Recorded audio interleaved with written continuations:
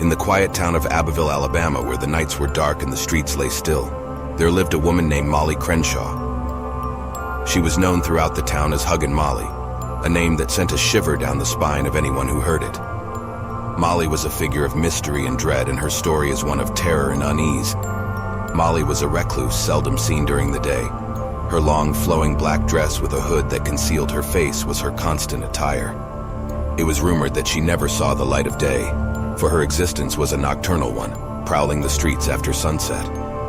As darkness descended upon Abbeville, Molly would emerge from her hidden abode. Her footsteps were barely audible as she moved through the eerie quiet of the town. Those who saw her would never forget the sight. Her dress tattered and filthy trailed behind her like a ghostly shadow. The only part of her visible was her eyes, gleaming with an eerie, malevolent light. But it was her behavior that truly terrified the townspeople. Molly had a peculiar and sinister habit.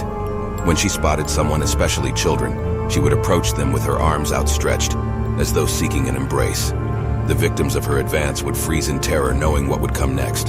For when Molly's cold, bony hands closed around her prey, the true horror began. She would squeeze them tightly in her clammy embrace, crushing the breath from their bodies, filling their minds with terror and despair. The victims' screams would echo through the night, but Molly's grip was relentless. Parents in Abbeville used the legend of Huggin Molly as a means of control. The mere mention of her name was enough to keep the youngsters indoors, curtains drawn tight, and doors securely locked as night fell. As time passed, the legend of Huggin Molly grew, each retelling more terrifying than the last. Some believed she was the vengeful spirit of a wronged woman seeking retribution for past sins. Others thought she was a malevolent witch, cursed to roam the night in search of innocent souls. Despite the chilling tales, no one had ever actually seen Huggin Molly harm a child.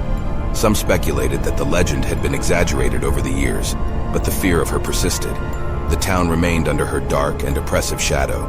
Molly Crenshaw's own origins were as mysterious as her actions. Little was known about her past, and she never spoke to anyone in town. She lived a solitary, haunting existence, a constant source of dread for the townspeople. But as the years passed, Abbeville began to change. The old ways gave way to modernity, and the legend of Huggin Molly slowly faded into obscurity. Molly herself passed away in her secluded home, and her secrets buried with her.